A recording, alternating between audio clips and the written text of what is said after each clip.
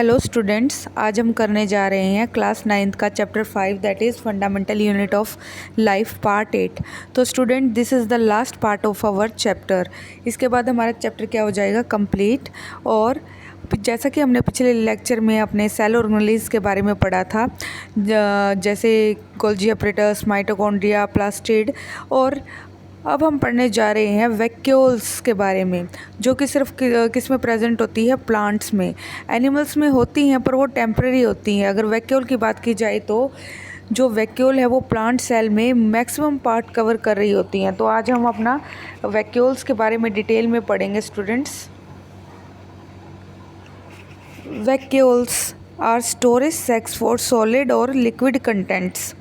तो वैक्यूल क्या है, खाली थैली के समान होती है और इसके अंदर क्या भरा होता है, सॉलिड या लिक्विड जिसे कहते हैं। कुछ सॉलिड और कुछ द्रव पदार्थ भरे हुए होते हैं। Vacuoles are small sized in animal cells while plant cells have very large vacuole. तो स्टूडेंट, ये एक इम्पॉर्टेंट डिफरेंस भी है प्लांट सेल और एनिमल सेल के अंदर, कि वैक्यूल्स एनिमल सेल में वैसे तो नामात्र होती हैं, और लेकिन अगर होती हैं तो वो बहुत ही छोटे साइज़ की होती है और वो बहुत ही टेम्पररी होती हैं।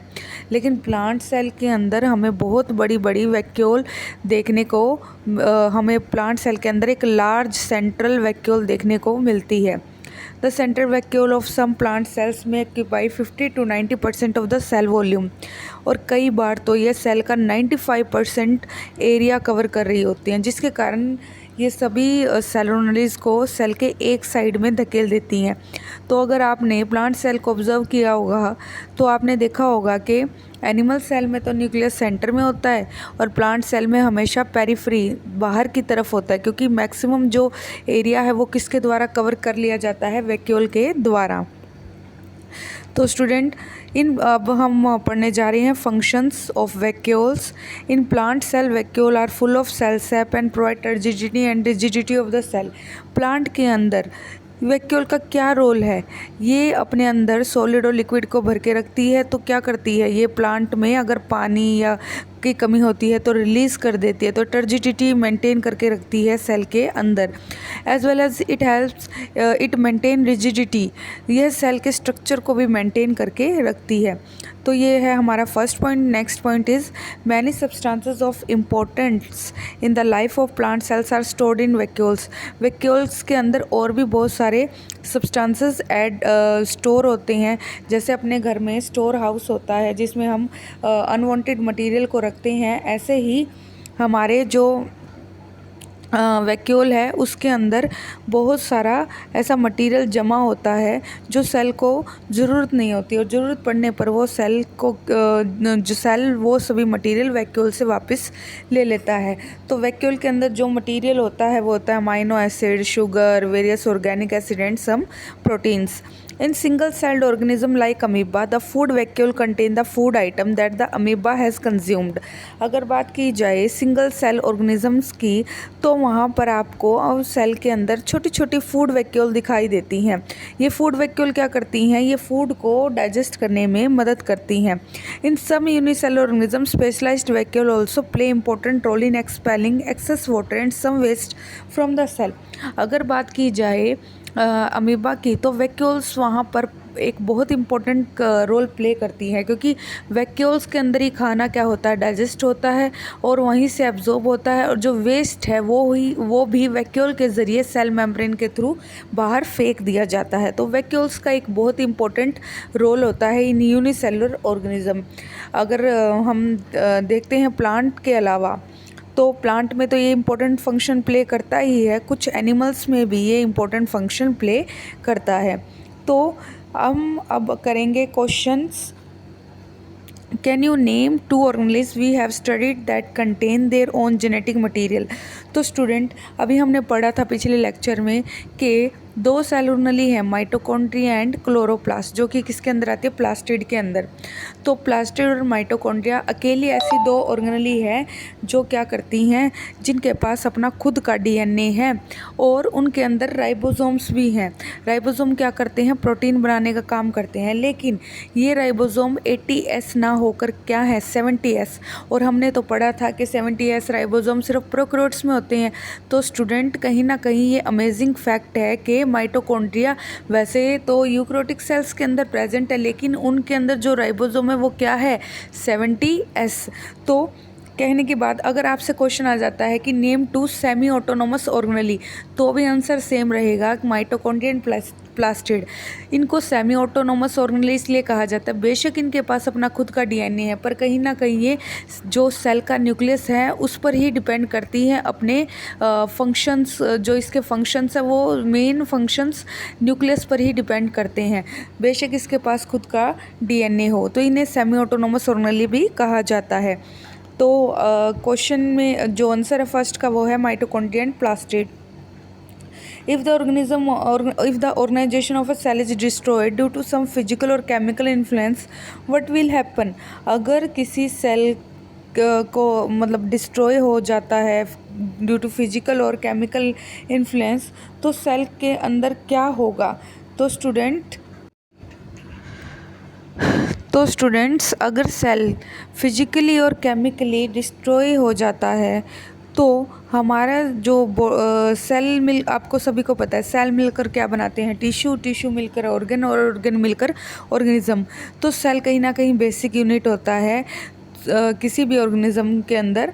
और अगर ये सेल अपना किसी भी कारणवश फिजिकली और केमिकली डिस्ट्रॉयड हो जाते हैं तो क्या होगा कि जो वेरियस लाइफ प्रोसेसेस हैं वो अफेक्ट हो जाएंगी, जैसे रेस्पिरेशन ट्रांसपोर्टेशन, और इस तरह से ऑर्गेनिज्म सरवाइव ही नहीं कर पाएगा। क्योंकि हमने पढ़ा है कि सबसे बेसिक यूनिट क्या है, स्मॉलेस्ट यूनिट एक ऑर्गेनिज्म की सेल।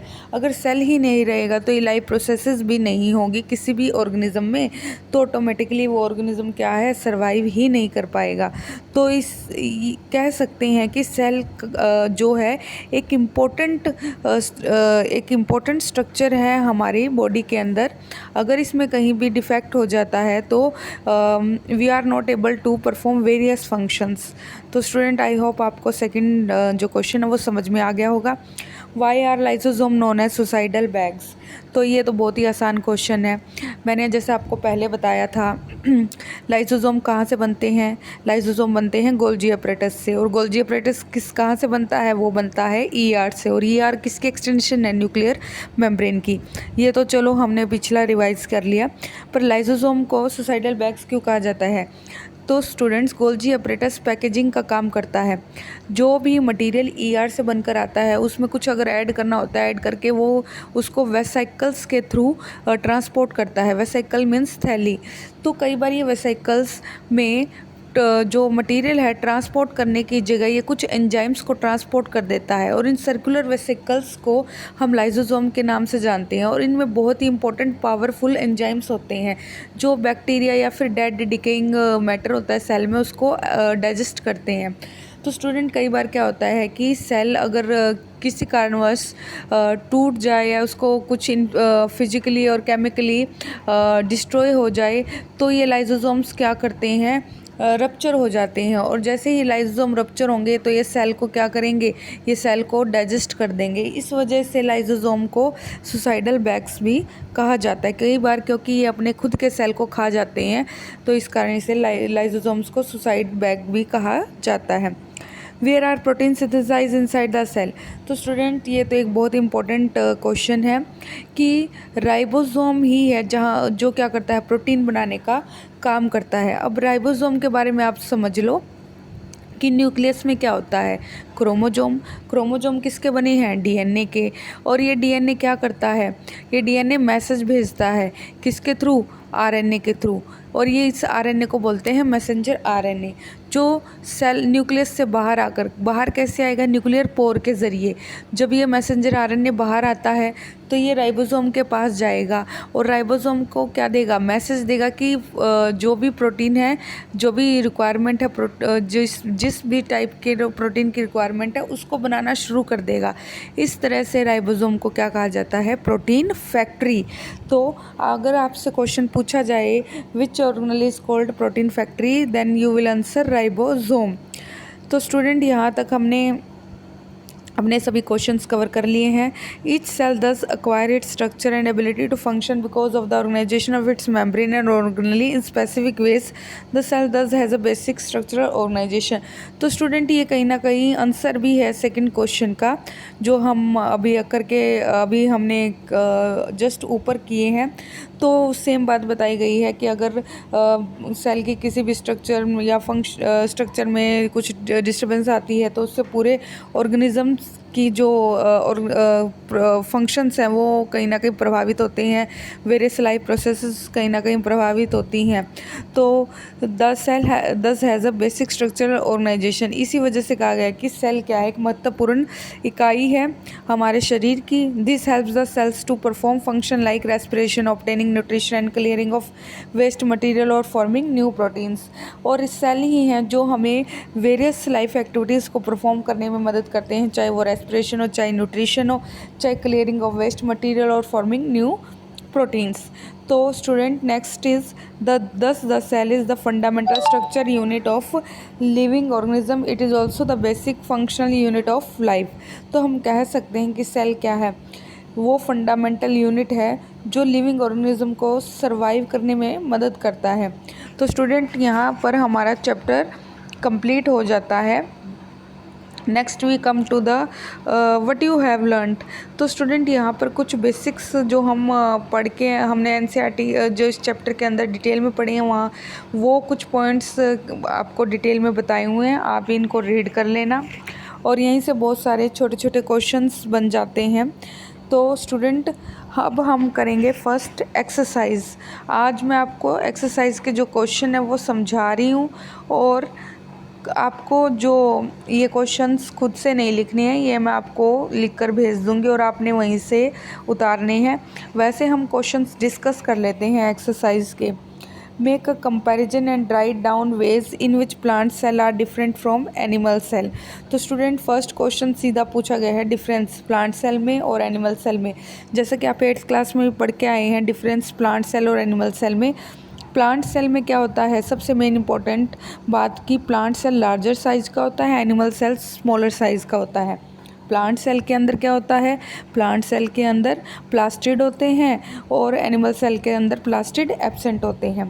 प्लांट सेल के अंदर और क्या होता है भाई, प्लांट सेल में एक लार्जर सेंटर वैक्यूल होता है, जबकि एनिमल सेल में छोटे छोटे वैक्यूल्स होते हैं, वो भी टेम्पररी। प्लांट सेल में हमने अभी तक प्रेजेंट किए हैं, तो अब एक ऐसा चीज़ है जो प्लांट सेल में नहीं होती और एनिमल सेल में होती है। तो प्लांट सेल में सेंट्रियोल नहीं होता, जबकि एनिमल सेल में सेंट्रियोल होता है। अब कुछ बच्चे पूछेंगे कि सेंट्रियोल होता क्या है, बस अभी के लिए आप ये जान लो कि सेंट्रियोल सेल डिवीजन में हेल्प करता है, ठीक है। तो प्लांट सेल में सेंट्रियोल नहीं होता, जबकि एनिमल सेल में सेंट्रियोल होता है। How is a prokaryotic cell different from a eukaryotic cell. तो ये क्वेश्चन हम ऑलरेडी सबसेक्शन क्वेश्चंस में कर चुके हैं, तो ये आपके एनसीईआरटी में भी टेबल फॉर्म में दिया हुआ है, तो आप वहीं से इसको लिखेंगे। तो प्रोकैरियोटिक सेल में क्या होता है कि प्रो मतलब प्रिमिटिव, कैरियोट हमेशा रिप्रेजेंट करता है न्यूक्लियस को। तो प्रोकैरियोटिक सेल में आ जाता है बैक्टीरिया। पहले हमें इमेजिन करनी पड़ेगी इसके अंदर आने वाले ऑर्गेनिज्म की स्ट्रक्चर।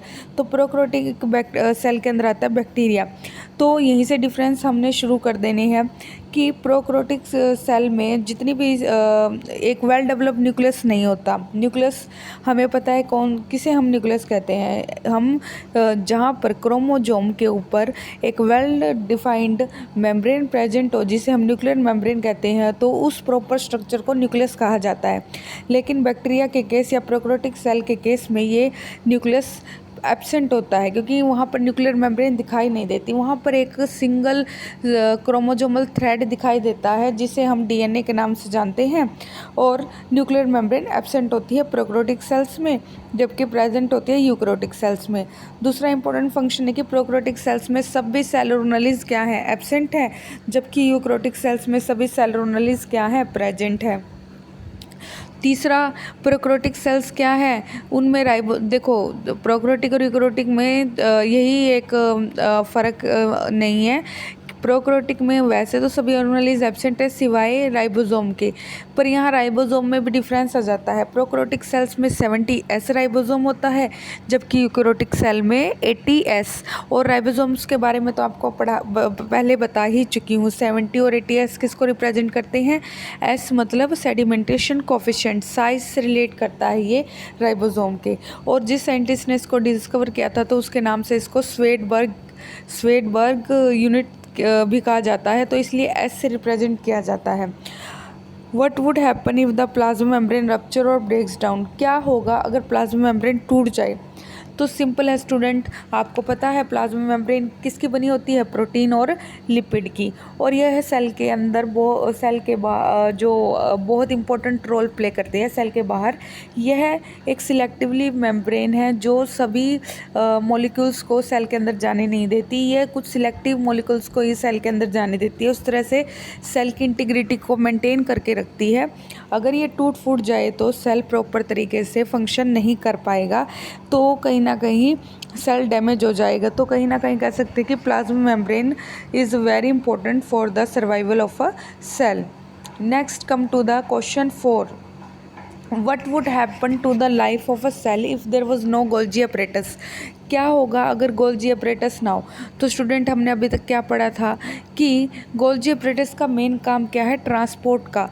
अगर जो ER के थ्रू बनने वाले प्रोटीन्स, अगर गोल्जी अपरेटस पूरी तरह से उनको पैकेज करके ट्रांसपोर्ट ना करे तो क्या होगा कि वो प्रोटीन प्रॉपर जगह पर पहुंच ही नहीं पाएंगे।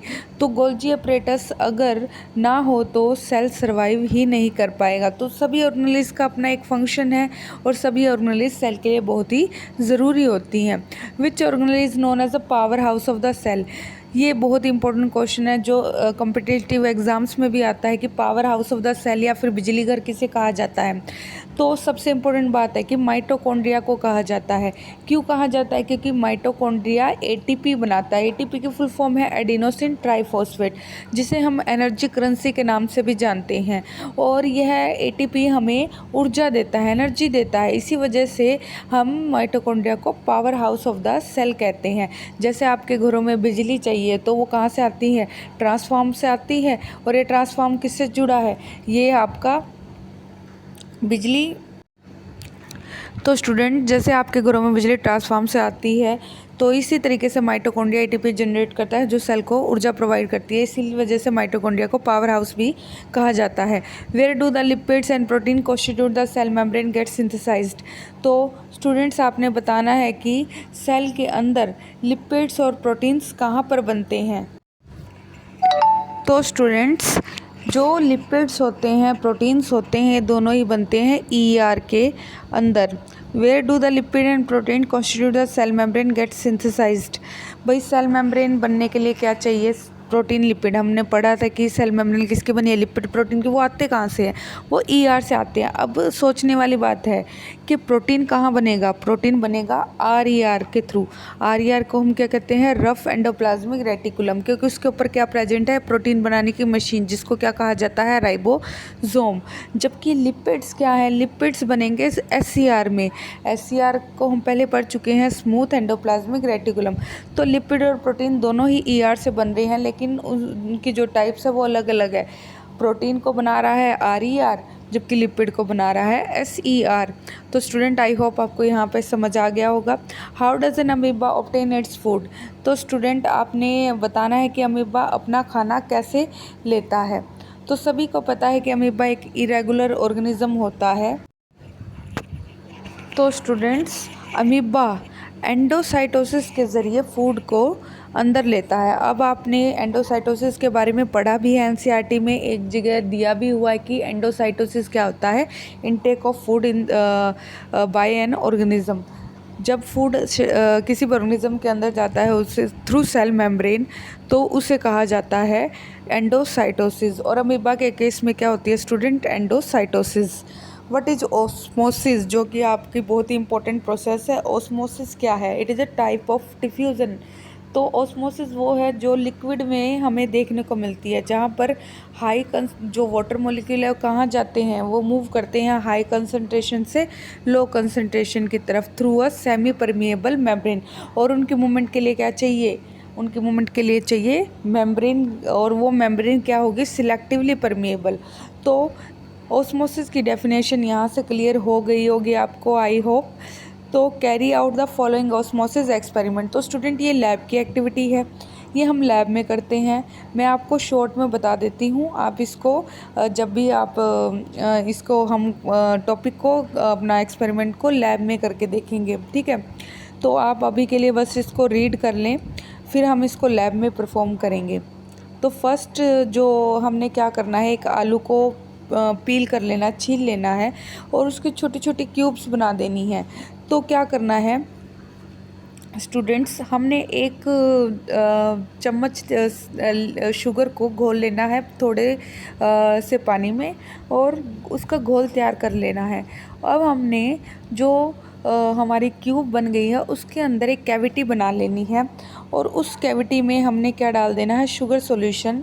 और जितने अमाउंट का हमने कैविटी को फुल नहीं करना, हमने कैविटी को थोड़ा सा फिल करना है शुगर सॉल्यूशन के साथ, और वहाँ पर एक पेपर पिन लगा देनी है।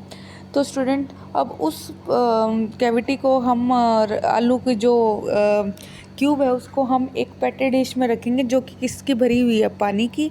तो स्टूडेंट जैसे ही हम उसको रखेंगे, हमें उसको कुछ 5-6 घंटे के लिए ऐसे ही रख देना है विदाउट एनी डिस्टर्बेंस।